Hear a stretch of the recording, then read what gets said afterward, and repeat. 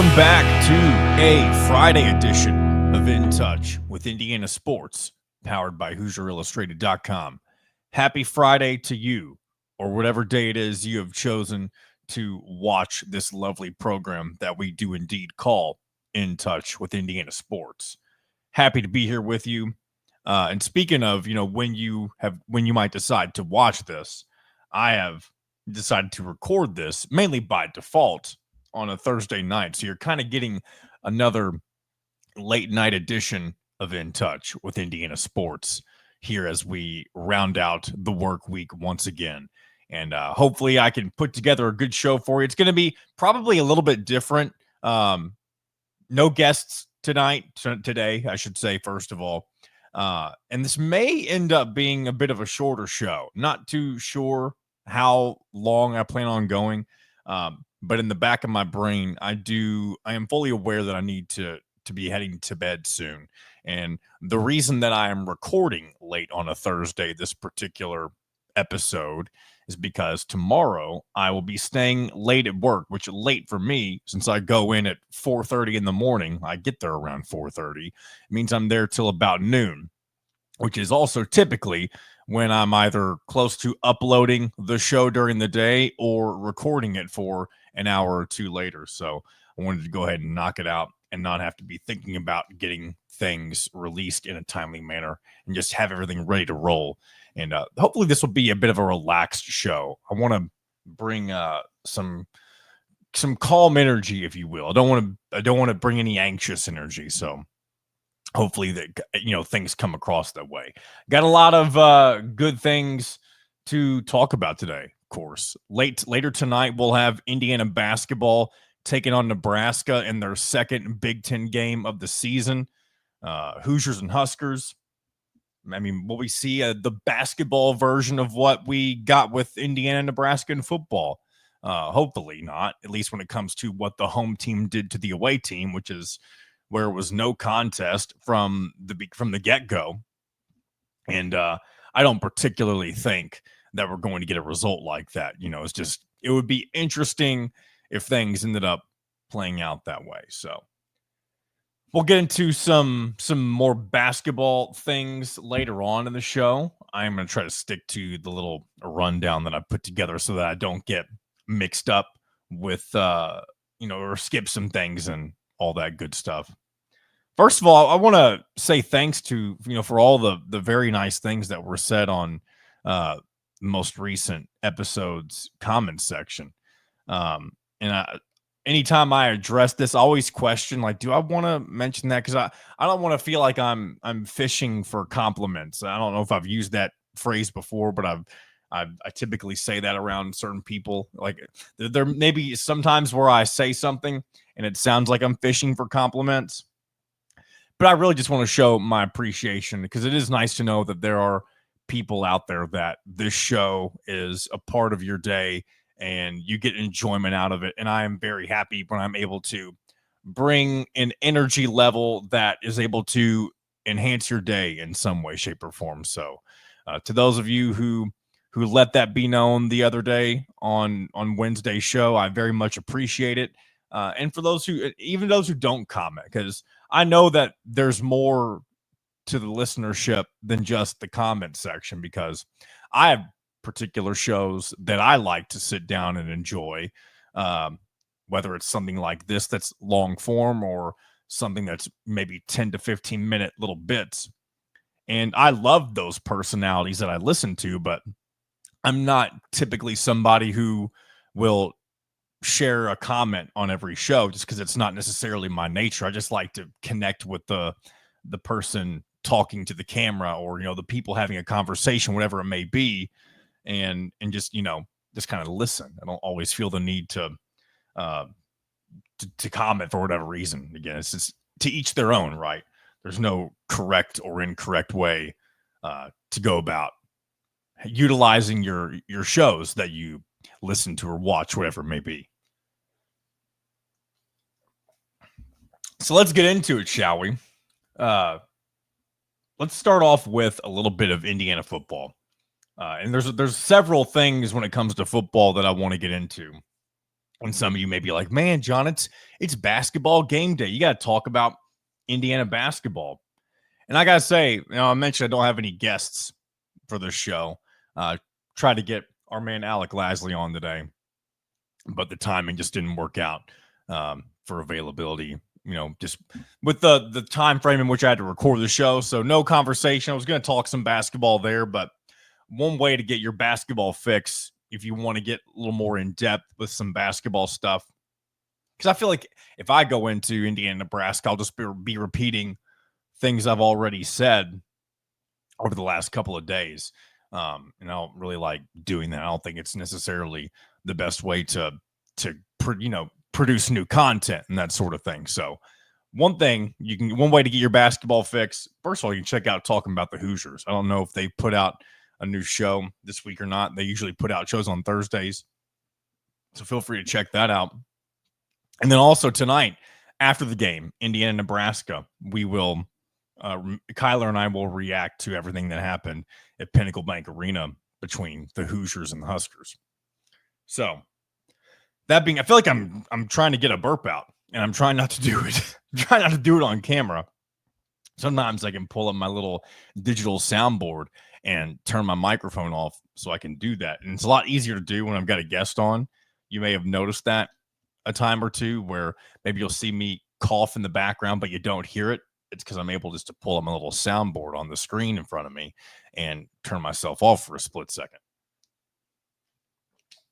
That's the beauty of having already eaten dinner before recording this thing. You get a little case of the belches every once in a while.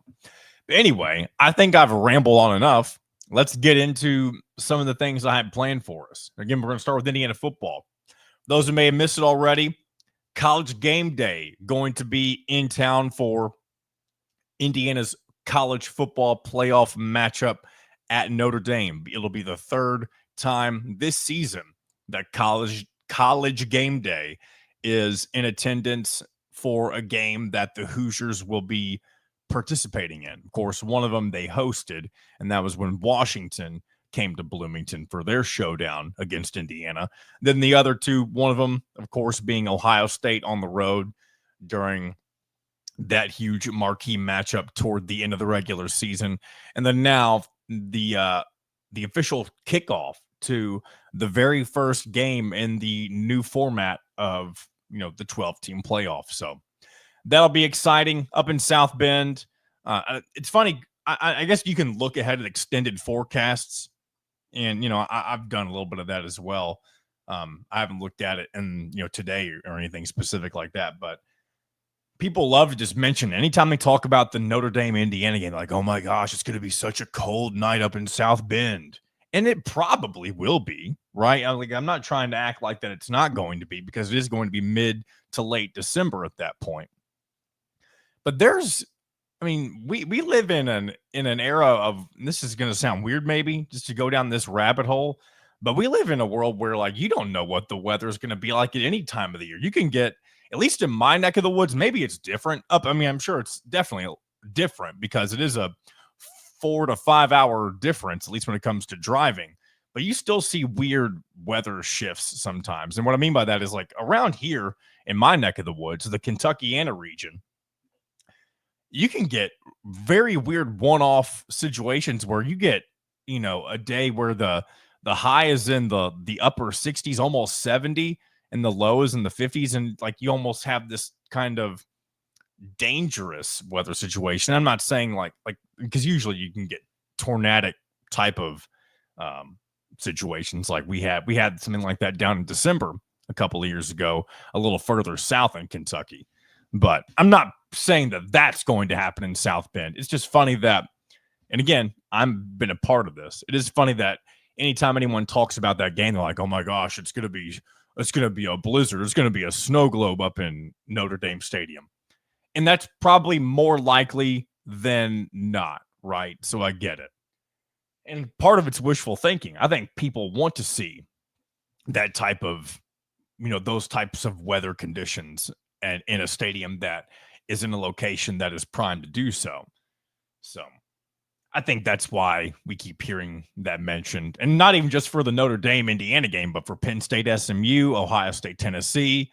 Not so much with Clemson and Texas, of course, because with it being the only team in the South that is hosting a game, they would, of course, be expected to have much nicer weather than what's going to likely happen at the other three host sites. And I'm going to mute my microphone and do what I said I was going to do a few minutes ago. So, welcome back after that brief microphone muting. Game day at South Bend. Wanted to get that out of the way first. And then next up, something that I always get excited about, and even more so now that we've had a year of success with Indiana football. And this is the 2025 Big Ten, not even just Big Ten, but the entire Indiana football schedule, the dates in which they will play each team, all of that has been released. And I just want to do a quick run through and reaction of just kind of how the schedule sets up. What do I expect to be difficult parts of the season, more manageable parts of the season? Do I think it was a fair draw? And honestly, I feel like outsiders looking in at Indiana's schedule would hope, and I'm talking about non-Indiana fans, they would hope that Indiana got a much more difficult schedule just based on the fact that you like to have things balance out. Like, oh, Indiana shouldn't be getting an easy schedule year in and year out. They're Indiana. They need to be playing some more of the big boys. And yeah, of course, there's people who would say something like that. And I want to see Indiana challenged a little more. I want to see them face more ranked opponents. And part of the issue with that this year is that the teams that a lot of the teams you were supposed to face that were supposed to be better than they were, they just weren't ranked. Had Nebraska not lost to Illinois, I believe it was the week or two prior to playing Indiana, they would have been still in the top 25 when Indiana faced the Cornhuskers. Michigan, if they didn't suck until the end of the season, they would have been a ranked team that Indiana faced. Washington. Now, I know Washington and Michigan, kind of two different scenarios, even though they were both national champion and runner-up from last year. I mean, both new coaches, but Washington had much more of a roster overhaul, to my understanding. So them being 6-6 as opposed to somewhere in the top 25 is not as big of a surprise as Michigan, because I believe Michigan was a preseason top 10, top 5 team that ended up finishing the season 7-5. So it's not like Indiana purposely got this easy schedule this season.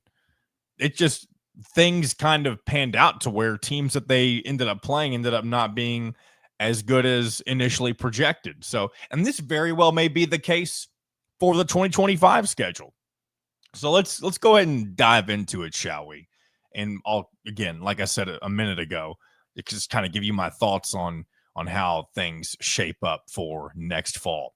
So on August 30th, Indiana will kick off their 2025 regular season, the second year of the Kurt Cignetti era in Bloomington against the Old Dominion Monarchs.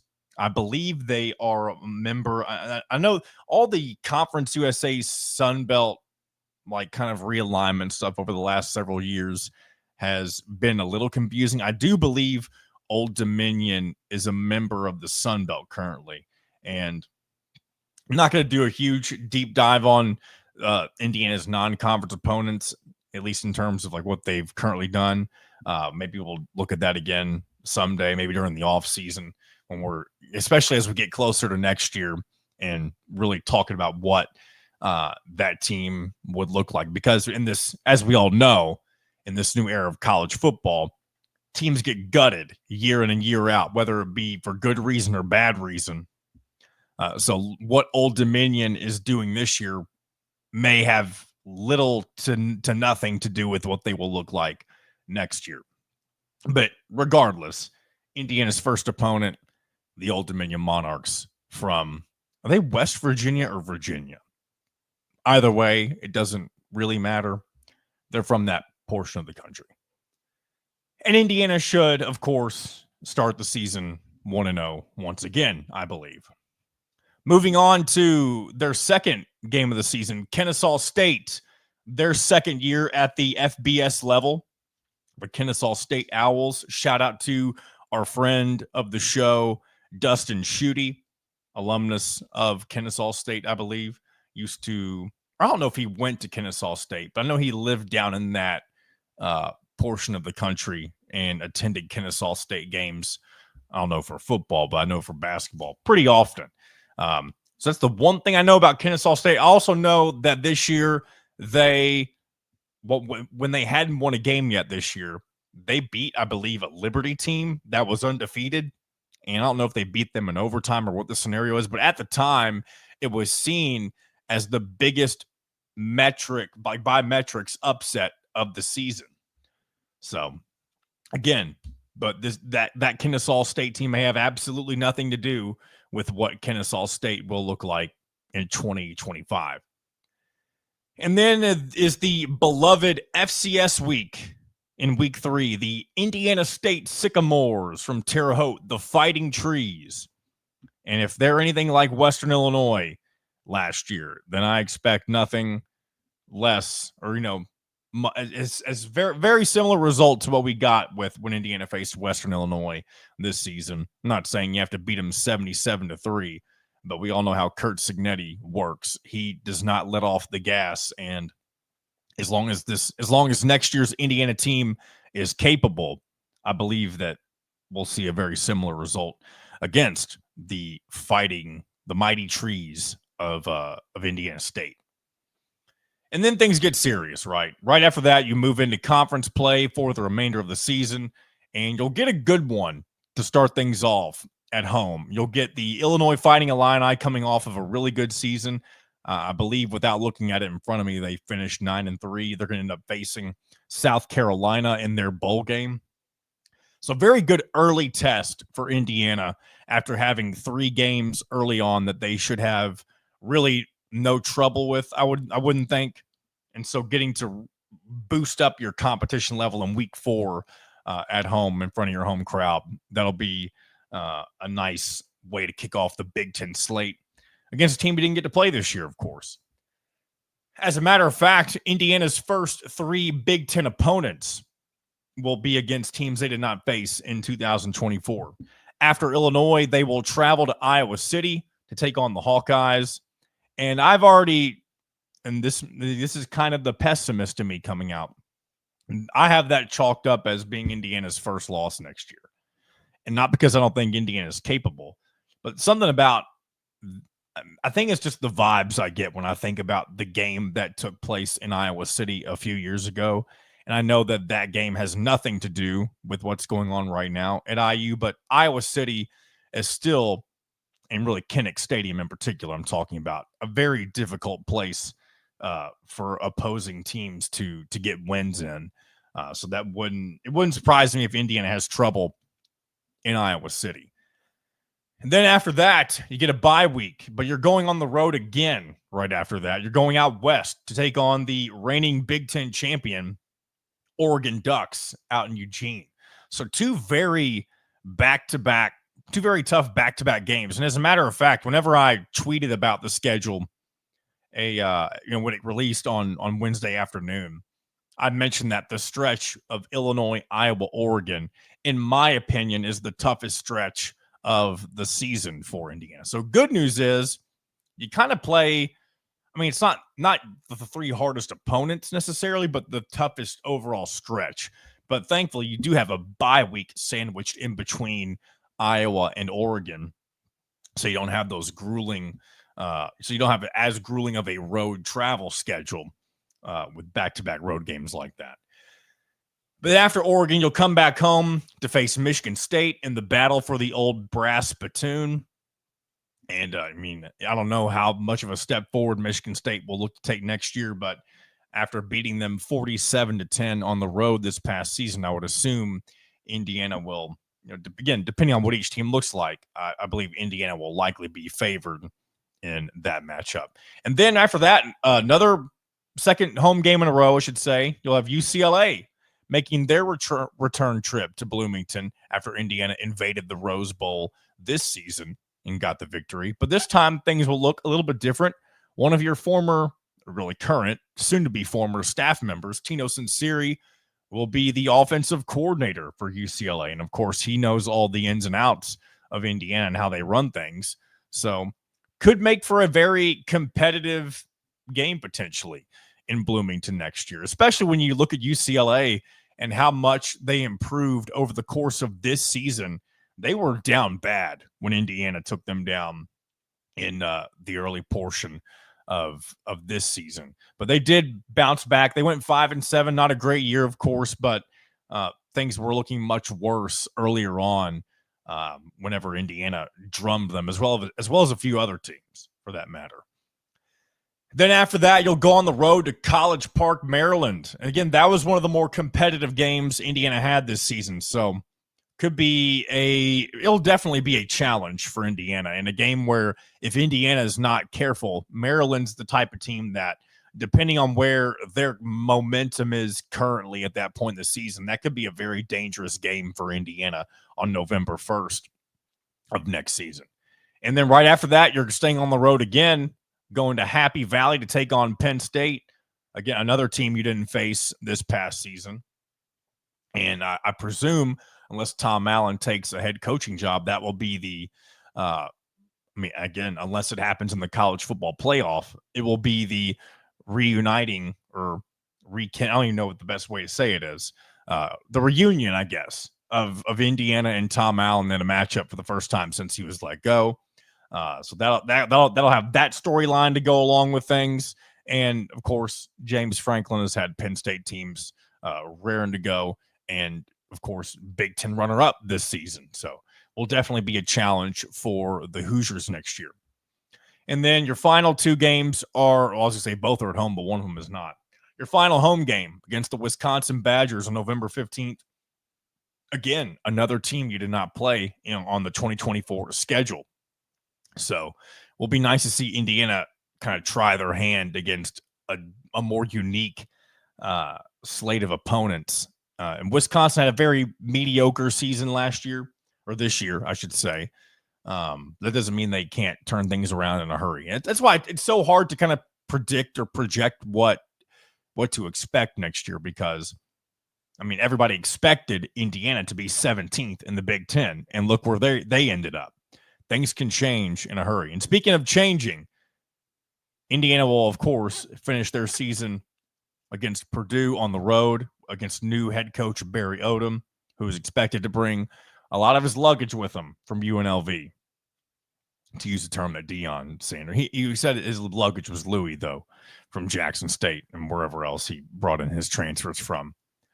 But, of course, I'm sure Purdue will be a lot more competitive next season. Of course, I have no idea what to expect, their ceiling to be, but especially with this game being in West Lafayette and wanting revenge after the absolute slaughter that took place in Bloomington a few weeks ago.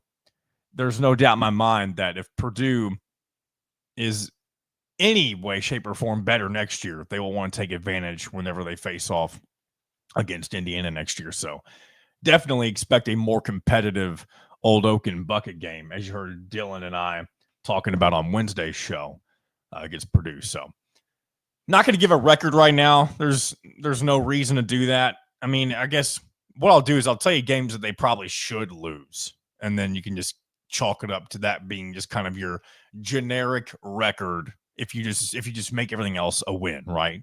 So this is not my prediction. I'm just going to go ahead and give you what I would, at this current point in time, chalk up as likely losses. And I'm going to make that Iowa on the road, Oregon on the road, and Penn State on the road. And if you finish the season next year 9-3, yeah, of course that's a step back from this year, but Jesus, 9-3 in any year that's not this season would have been terrific, more than terrific. So the floor has been raised exponentially with this new Indiana football staff that we are so blessed to have and get to enjoy as fans of the Indiana Hoosiers. So looking forward to it. But hey, we still have this season to play. I just wanted to go ahead and go through, or this postseason to play, I should say. I just wanted to go through the schedule and how things were laid out, and definitely not as favorable. But I also don't think it's not super grueling. Like it's not really. I mean, it's kind of top heavy, but also it's not. You know what I mean? It's just it really all depends on how good these teams actually are. Will Illinois take a step back? Will they continue to be in the upper mid tier of the Big Ten? Will Iowa get better at offense? They kind of got a little bit better this year, but will that ever be more of a staple? Well, Cade McNamara was still one of the worst quarterbacks in the Big Ten, even though Iowa had a more substantial offense compared to, I don't even know if Cade McNamara, how often. I know they kept switching quarterbacks a little bit in Iowa City this year, so that may not even be that good of a thing to reference the quarterback situation there. So, and things, like I said, will likely look a whole lot different. All right. Spent a lot of time on schedule stuff, but hey, I love talking schedules, and hopefully you do as well. If you didn't, then I apologize. But we'll move on. I do have a few more football things I want to talk about, and this is more on the recruiting side of things. One other name, we've talked about some transfers. We talked about a couple of them the other day. There's a new name to keep an eye on, and that is, let's just go back a little bit too. We were talking about Kurt Cignetti saying that he absolutely wants to pursue a quarterback in the transfer portal, even though he's got some guys in the chamber already to be rolled out next year. He'll want somebody to compete against Taven Jackson and Tyler Cherry and Alberto Mendoza. And speaking of Mendoza, that is exactly who I'm referring to. Fernando Mendoza, that is, from Cal. That's Alberto Mendoza's brother, if I didn't just say that. For some reason, my mind blanked. I don't know if I had said that already. But, of course, he has interest in Indiana with his brother's ties to the university. But currently, Fernando Mendoza deciding between 4 schools: Georgia, Indiana, UCLA, and Wisconsin. And, of course, I'm sure UCLA is on there because of the Tino Sinceri connection from Indiana. That'd be my assumption there. And then, of course, Georgia. I mean, why? Anytime you have a big name brand, it doesn't really surprise you. And then Wisconsin, no idea. Excuse me while I pull that little piece of something out of my mouth, whatever that was. It was just bothering me. I could hear it squeaking. I don't know if it was coming through on the microphone, but I could hear it. Anyway, Mendoza this past season for Cal, 3,004 yards, 16 touchdowns, only 16 interceptions. So he's somebody, of course, with tons of experience, a decent level of success. Cal ended up going 6-6. I know they had some things going for them early on this year. Could have potentially upset Miami, ended up not being able to do so. Had a few opportunities to upset some teams. I believe Pittsburgh they had on the ropes as well, and weren't able to get that job done either. But hey, this is somebody that, under the right system, could be another plug-and-play type of quarterback for Indiana. And I'm sure there'll be some pieces, not necessarily from Cal, but from elsewhere that Cignetti will try to fit around him to make things as easy on him as or as favorable for him as you would want it to be. So, good, interesting name to keep an eye on. I feel like I'm stumbling over my words. Maybe I should take a deep breath real quick and take a drink of my water.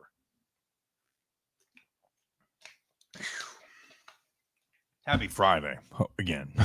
Hope you guys are enjoying your day. And then one other piece of recruiting news. This is more of a local flavor. Preferred walk-on quarterback Maverick Geske, in-state guy from, of course, Indiana, has decided he will commit to the Hoosiers. He led, of course, the state of Indiana with 4,039 passing yards and 40 passing touchdowns. And my gosh, anytime you got somebody named Maverick, that can only be a good thing, right? So, and just add some depth to your quarterback position. I mean, I know he's not somebody who you would ever expect to come in and take meaningful snaps for Indiana, but it's nice to have a local flavor on your quarterback depth chart. And, there may be, when Indiana plays Indiana State next year, that could be a particular game where somebody like Maverick Geske gets to get in and kind of show his stuff for a few plays. So just wanted to shout that out, considering he is an in-state guy. And I'm sure he's very happy to be joining Kurt Cignetti and the Hoosiers, even if it is as a preferred walk-on. Also, the other day, I mentioned Broyles Award. The finalists were being named.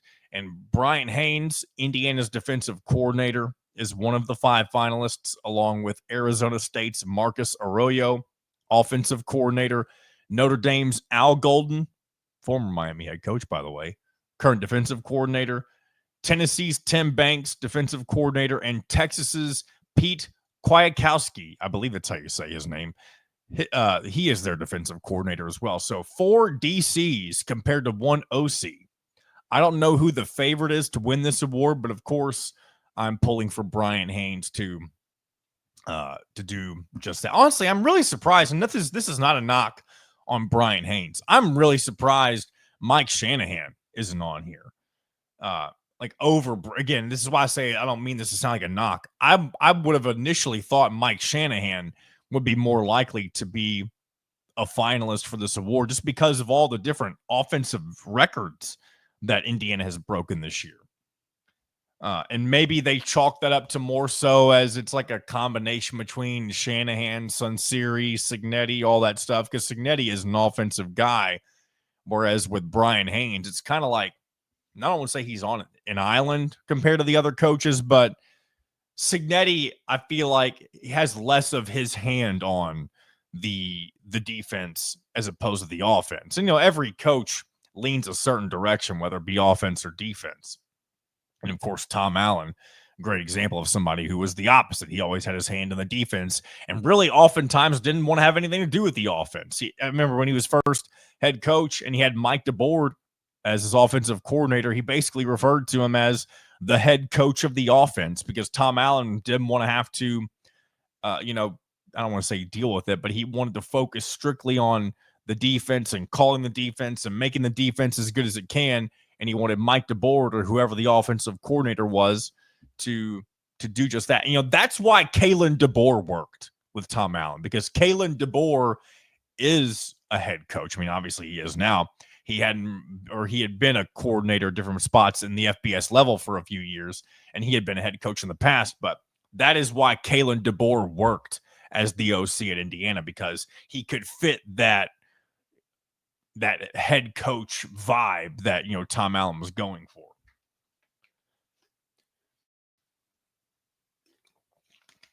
Sorry for the long pause. It's a little parched. Got another drink of water. So yeah, that's your football news for the day.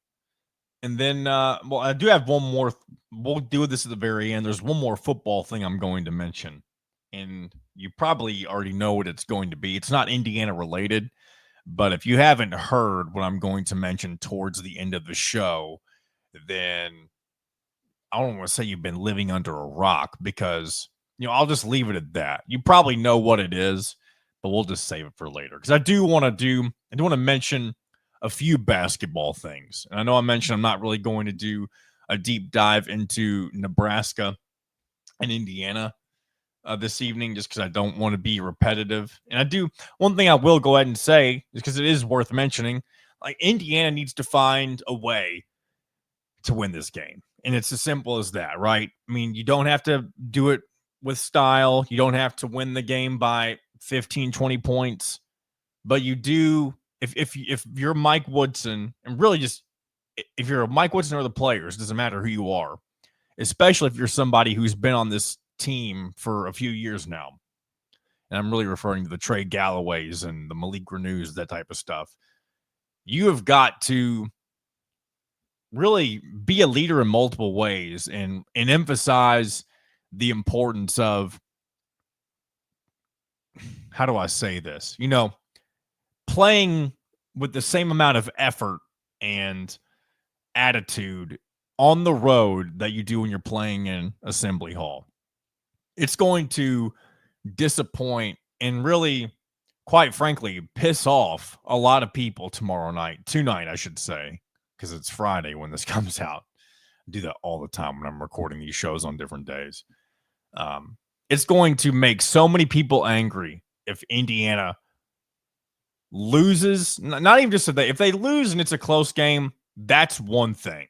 But if they go into Nebraska, Pinnacle Bank Arena, and they don't look the part, it's similar to what we got with, the Louisville game and the Gonzaga game. If you get those types of performances, I mean, all of the people anytime Indiana puts in a performance like that this season, the reaction afterward is going to be, okay, well, Mike Woodson just can't get it done. And it's the more it happens, the easier it is for me to believe, okay, yeah, they're probably right. I'm already more so in that camp than I was previously. The one thing that's kept me from fully just, there's more than one thing, but the main thing is the fact that there's so much talent on this team that I think in some way, shape, or form, it doesn't matter how good or bad your head coach is. But depending on the personality of the head coach, that will also take precedent in some way, shape, or form as well. And again, I'm not going to jump to conclusions and assume that that's what's going to happen against Nebraska. But we've seen how Fred Hoiberg's teams play against Indiana, and they will be ready to play. I just hope that Indiana is ready to play as well, because it's going to be very ugly online with the fan base, and not even just online, just with the fan base in general, if Indiana does not put forth a solid performance on the road at Nebraska. And again, I want to reiterate this one more time. They don't have to win. It would be great if they do. And I think maybe I'm contradicting myself. At the very beginning of this, did I say that they need to get a win? I think optics-wise, it'd be great if they could win, yes. But that's best case scenario. Worst case scenario is you get blown out of the gym. You don't look the part. The bare minimum for this game against Nebraska is play well. Maybe Nebraska plays a little bit better than you, but it's competitive, and you just lose a close road game. That's kind of the bare minimum we need from Indiana tomorrow. But at the same time, with the stakes kind of being a little bit higher than years past and wanting to boost that resume for the NCAA tournament, that's why I think it's crucial that Indiana does find a way to win tomorrow. And that's why it's important. This Nebraska game, it's not that they're not world beaters. You're not going against likely the best team in the Big Ten, but you're going against a team that will be difficult for a lot of teams to play on most nights. And especially with them coming off a huge loss to Michigan State, they're going to want to bounce back in a big way against a team that, quite frankly, they've dominated over the last couple of years. So they're going to be hungry to do just that. And but I believe, Indiana has a lot of stakes as well. Of course, they want, like I just mentioned, they want to add something to their resume that has a little more meaning than what they've put on there so far. So there's your Indiana basketball analysis for the day. And I don't like to come off as if I don't care about Indiana basketball, because that's not the case. I love Indiana basketball. It's just I was talking with it's Mitchell Page, and I don't know why I hesitated to mention that I was talking with Mitchell about this, just because I don't want him to feel like I'm putting him on the spot, just because he's somebody who has a louder voice than I. And I say louder, like he has more of a, people care about what he say as opposed to me, is what I'm trying to say. But we were texting about the basketball program right after. I can't remember if it was the final playoff rankings it was during the Bahamas letdowns. I was talking about how mad it was making me at the same time, but also mentioning the level of care isn't where it would normally be, because all of the emotional investment has been spent on football so far this season. And he mentions it's apathy for basketball. And that's true. There's probably a lot of apathetic fans. We're just waiting for something more to cheer about. And I kind of get it. Now, I force myself to stay invested because I'm not. I mean, first of all, it's my job, but second of all, I mean, I would feel like a bad fan if I wasn't paying attention during some of the difficult times or less fun times, and then when things get better again, fully buy back in. I'm not about that. I mean, I get it. There's always going to be your casuals, and you need those, but I don't want to fit into that category. But apathy can definitely set in sometimes when things aren't going your way, and I hope that doesn't end up being the case this year. Another piece of Indiana basketball news: Gabe Cupps. He's out indefinitely and will be undergoing some surgery, and he's already undergone a surgery and it was to treat a pre-existing nagging injury to his lower body. They announced this on Wednesday. Actually, so specifically it was his meniscus. I didn't see that until I read a little bit further, but Gabe Cupps, somebody who of course was a little more involved with the team on the floor last season, hasn't been as big of a factor this year. And of course, he's been dealing with some of this injury stuff for part of the season already. So it's looking like Gabe Cupps will likely not be returning for the near future. And wish him the best. Hope he has a speedy recovery.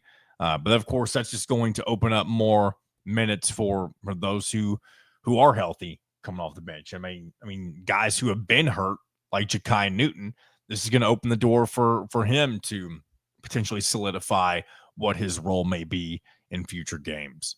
And I know Cupps, like him being injured, it's not like it takes a lot away from what was already going on the floor, but in times where Cupps may have been called upon, now that's going to go likely to somebody else. So that'll be interesting to see what comes of that. And then finally, I do want to go over. I think I don't want to spend too much time on this because I think I mentioned most of it on Wednesday's show. But some of the games to keep an eye on for or over the weekend. I'm talking college basketball this time. I do want to mention one football game because I'm betting on it. I'm not doing a parlay just because, and if I did, I'd probably do a college basketball parlay. But I've been hesitant to bet on college basketball so far this season. But just one little piece of action for Saturday afternoon for football in the Army-Navy game. I'm taking Army minus 6.5. And of course, you really never know what's going to happen in the Army-Navy game. But and plus, I've bet on Army a lot the last several weeks, and I don't think they've come through for me one time. But I've also bet on Navy a few different times, and they were even they came through much less often. And not even that it was less often, but they got blown out more often than not whenever I bet on them to do things for me. So I definitely have more confidence because when Army wouldn't come through for me, it was usually just a couple of points or so that was the difference in those particular games. But as I take another drink of water, we'll take a look at some of these basketball matchups for this weekend. Of course, one game that I'm looking forward to checking out, and maybe some of you as well, Louisville versus Kentucky. And on paper, or really just at first glance, maybe not on paper, at first glance, you would think Kentucky will have a great advantage over Louisville. And maybe they should, just considering their early success this season and Louisville's struggles over the last few games. But they both play such a similar style that if either team is really on and the other team is having an off night, I feel like anybody can win this game. And I think you may see this game go into the 90s if both teams are scoring well. And I'm looking forward to seeing what happens in this new era of Louisville and Kentucky basketball with Pat Kelsey and Mark Pope.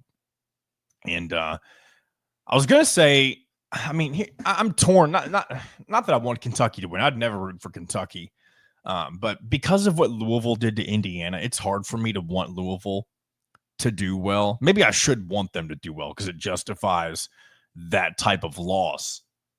But I'd rather look at that game and be like, Indiana had no excuse to lose that game. It was Indiana's fault that they lost like that, not because Louisville was that good. I think I'd rather have that be the case.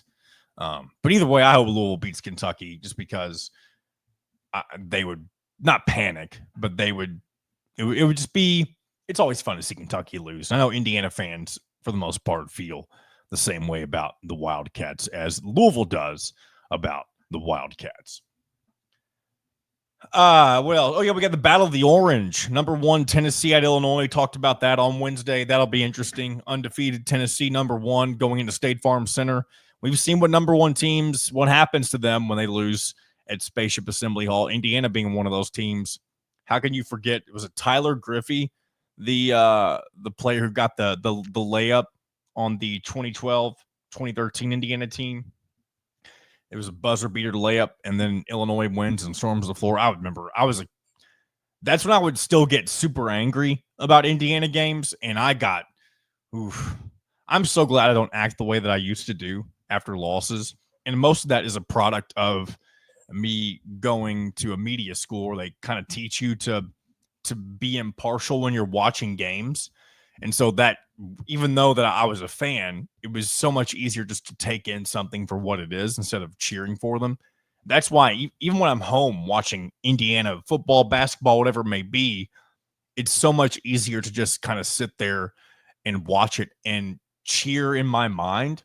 Now, again, I've talked about this recently before, by the way, so maybe I sound like a broken record, but if I'm at a game, it's easy to be a fan. But if I'm just watching it and I'm not in the stands, I'm just watching on my TV, I can just sit there, and sometimes I won't even clap. The most I'll usually do is just make a comment about something, whether if I'm excited or mad about what happened. Just want to throw that little tidbit in there for whatever reason. Another thing that will be interesting to watch, 8 Gonzaga against 18 UConn, 2 teams that are coming off, Gonzaga coming off their loss to Kentucky, and UConn trying to bounce back after their horrendous Maui Invitational showing. And I'm sure UConn will figure things out. And maybe there is some truth to what was said about the MTE events being, I don't think I believe it, but when you take what was said about the MTE events being outdated with Dan Hurley's comments about not wanting to play in them anymore, maybe I can see why you wouldn't want to play with them if you feel like it's not benefiting your team. But at the same time, if you would have won the whole thing, you wouldn't be saying that stuff. So it's a double-edged sword. Also, Creighton at number 7, Alabama. Of course, Creighton knocked off number 1 Kansas earlier this year, going on the road to take on Nate Oates' Crimson Tide. Could be a very interesting matchup there as well. Talked about Texas A&M, Purdue, Wisconsin, Butler, UCLA, Arizona. Those will all be good games to watch as well. I'm starting to feel like my throat getting a little, I don't know if it's dry or maybe it's just a product of recording so late in the evening, and we are going to wrap things up here in just a moment, but I want to get to the final thing that I mentioned I was going to talk about, back to the football side of things. We talked about this being a possibility. I don't think I thought it was real or thought it would actually come to fruition. And that is Bill Belichick becoming the head coach of the University of North Carolina. What do I think of that? Do I think it's going to work? No. And I'll tell you why. And it's fairly simple. I think he's a good coach, and I think he'll relate to players that will have aspirations to go to the NFL. I think that will be good for him at this level. But simply as a head coach, in any year that he didn't have Tom Brady as his quarterback, were the Patriots any good? Honestly, I don't think the Patriots. Let me see. I was looking at the record the other day. I don't have it right in front of me at the moment. Let me see if I can pull it up here real fast. But Bill Belichick, yeah, he had really good defenses and that type of stuff as well. It wasn't just Tom Brady, but it is very coincidental that so Tom Brady's last season was 2019. And every season after that, or he had 4 seasons with the Patriots. He was 7-9, And again, this is in 2020, so there is, the COVID factor with that. In 21, they did get to the playoffs. They were 10-7, lost to the Bills in the wild card game, but both seasons after that, 22 and 23, 8-9, and then 4-13. I mean, maybe part of that was just him not trying anymore at that level. I don't know what it was, but it's like I said whenever I was making the comparison to Mac Brown. Like Mac Brown and Bill Belichick are about the same age. They're both way past their primes as head coaches. Mac Brown didn't do anything of note with North Carolina. But I will say, even though this is still the same route when it comes to you're hiring a head coach that is legendary, but he's way past their prime, it's still the difference here is that you got somebody who's won 6 Super Bowls. But again, how much of that is really his responsibility versus Tom Brady? Like who shoulders more of that weight? I'd be willing to say it would be Tom Brady. Maybe some of you would disagree, but I honestly don't think you all would. So I think he might be fine. Maybe I'm totally wrong. Maybe I'll eat crow next year, and maybe he's in the college football playoff in his first season, similar to what Kurt Cignetti has done with Indiana. But I just feel like with his advanced age, and maybe this is just him thinking like, hey, I'm just going to show up at North Carolina and do what I do, and it's going to be great. And maybe I'm just sounding completely ignorant right now. And if that's the case, then that's my own doing, right? But I just don't think it's going to end up working out. But who knows? We'll have plenty of offseason talk about it. But here's the other thing. It's going to be just like the Deion Sanders effect. That's all they're going to talk about leading up to next season. And I'm sure they'll have College Game Day at Chapel Hill a time or two, and it's going to be all the rage. And if he does anything of note early on, they're going to continue to follow it the same way they did with Deion Sanders in his first season until they fell off. And then things, of course, they picked back up and had a really good season this year. So who knows? But I don't really know what – I mean, I bet you get 5 years max out of Bill Belichick at North Carolina, and even less if things don't go out, work in his favor. I mean, he only got 3 years on his deal. It's $10 million a year, but only 3 years. So it's kind of good and bad, I guess, if you're Bill Belichick in that situation. So also Rich Rod going back to West Virginia. That's interesting. Will that work? Who knows?